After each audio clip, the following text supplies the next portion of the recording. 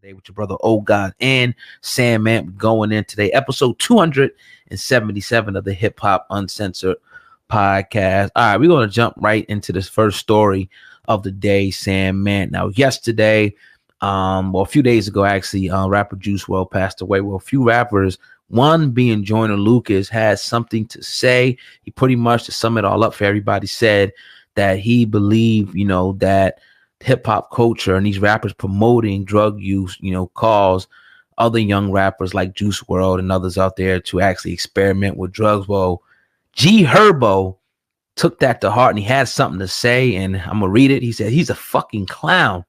Niggas don't know what niggas going through. Niggas ain't trying to be cool. Shorty was on top of the fucking world. You think he was trying to fit in? If that shit was easy, Shorty would have quit. Shorty ain't see none of the shit coming. He ain't see millions coming, fame, none of it. Shit, I got 50 homies dead on my granny. Nigga been shot, been in the streets over 10 years, been addicted to Xanax, lean pills, Percocet, still smoke weed every day, all day till this day. I was blessed with a strong enough mind to quit that lean and that other shit whenever I want. I've been to detox twice. This shit's a daily process. Juice made some of the best music in the world with his own style. He ain't have to fucking fit in. Niggas be having to self-medicate. He was a star. He can't go on stage thinking about them demons he fighting in his head. I can speak about this shit on and on, man. But this shit always deeper than what you see. So don't speak on shit if you can't say it. I say it done, or I can relate to it. That is Herbo saying, man, and I gotta come out and be honest with you. I definitely feel some of what he's saying in there. Again, I don't like that he had directed at Joyner Lucas, because like we agreed to, we didn't see no disrespect. Joyner Lucas was like he was trying to disrespect Juice WRLD, but Herbo just hit him the wrong way, saying, man, what do you think about his response to Joyner Lucas, man? I think it was emotional. I think it came from an emotional place, and I think it was a little bit for him to call him a clown in that context. I think it was a little wrong. Yeah. Joyner did respond. I'll read his response and I'll go on more. He said, Herbo, my man, I never said Juice was trying to be cool or trying to fit in. Bro was a genius and absolutely had some of the best music in the world and definitely had his own style. I fuck with Juice. ADHD was 100% Juice inspired. I think you misinterpreted my message, bro. I do know that Juice battled his own demons like everyone else. We all got them. Nobody's perfect, not even me. I got my own shit I go through too. I think what's frustrating to me is the fact that there's an entire hip hop generation who've been influencing these young kids for years to do drugs and lean, straight up, telling you to do it, telling you it's cool, telling you it makes them feel better and you should do it too.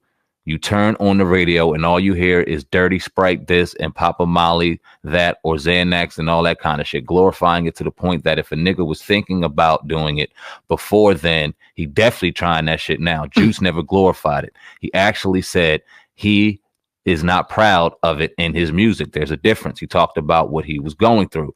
That's not glorifying it.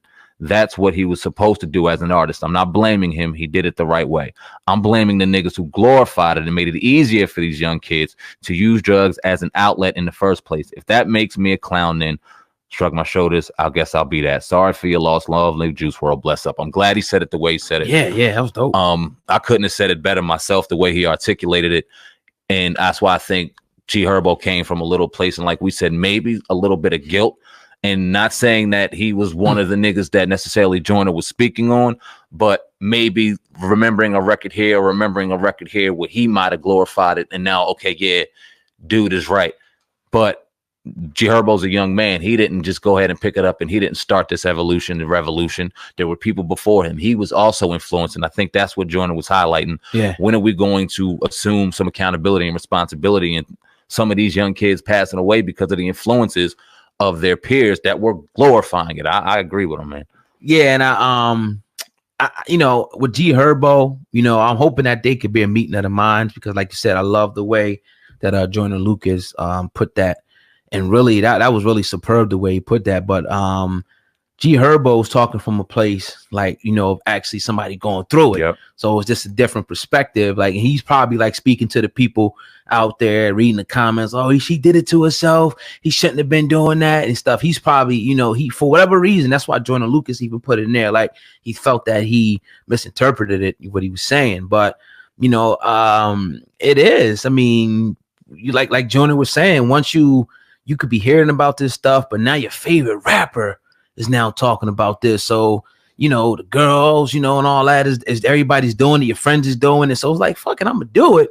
But then again, you got to deal with this for the rest of your life, because now you like it a little bit too much. Yeah. You know what I mean? So now you want to get some more. It's not just the party scene no more. Now it's all right. Shit, I need this shit every fucking day, right, to get popping. And so, again, I hope this could be a meeting of the minds between these two young, great rappers, man. And this is how I like to see stuff, even though it's over the internet. If they were having a conversation face to face, it'll probably go something like we're seeing on the internet. So the message is like, yeah, like we said yesterday, there is a responsibility on this rapper. There's no way you're going to be able to sell to me that if you got all these companies that's willing to dump millions of dollars into these rappers because they know that they're walking billboards, and that when they say stuff that people are going to buy it, people are going to want to do it. You can't sit up here and say, oh, you could sell me, like I said yesterday, Cristal or alcohol or Alizé, but when these dudes talk about Percocets, Xannies, and lean, that the kids ain't gonna want to try it. It's the same exact thing. So yeah, the rappers, you guys got to start taking responsibility for the lyrics that you put out there, because no matter how much money you make, no matter how much fame you got, you're leaving the trail. You got blood on your hands, I should say. Yeah. Now, Juice WRLD, God rest his soul, he was from Chicago. We know Herbo's from Chicago. They probably had a great relationship. Yeah. Tight-knit relationship. And he took that to heart and he reacted. I'm not mad at that. Like you said, we all got demons. Some people are dealing with the type of demons that unfortunately took Juice WRLD's life. There's a lot going on the internet, like you were saying, a lot of negative stuff. Yeah, as more and more news starts circulating as to what happened and what really went down. And all you want to do at this time is properly understand the mindset that the kid was in, so that you could fix the next one. We don't want to get into or start criticizing. That's one of the black eyes in social media, that everyone has a voice, and it's like an asshole. Everyone has one. It's a phone, and they could type whatever they want.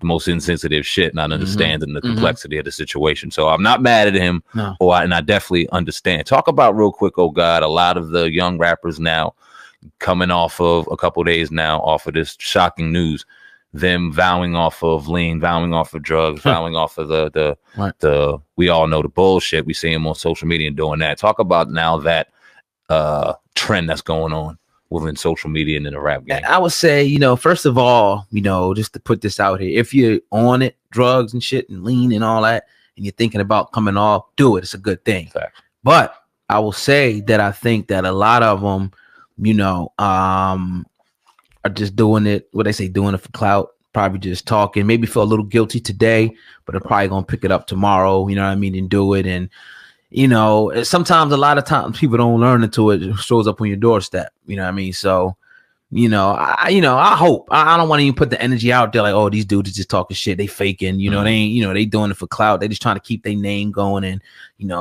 God forbid, try to get even more clout off of the situation. Hopefully they're not doing that. No rappers do that anymore. But if you're trying to quit, it's a good thing, man.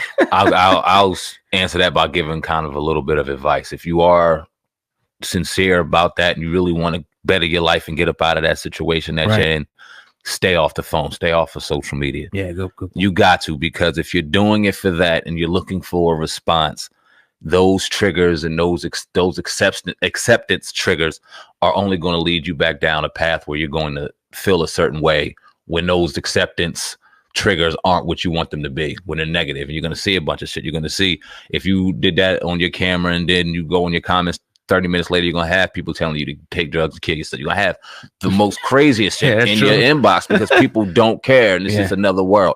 Shout out to a Soldier Boy. I was talking about him in the behind the scenes, because brother that was real out there and doing all this shit, and people were loving the controversy he was involved in, got caught in some legal stuff, got caught in some things where people were stealing things and things like that, and he went off the radar, went off the grid, and you don't hear anything from him anymore. I couldn't be more proud of a brother like that, because he realized the danger that was going on. He realized, now I got to disconnect to find me and really find what's true and get my life together.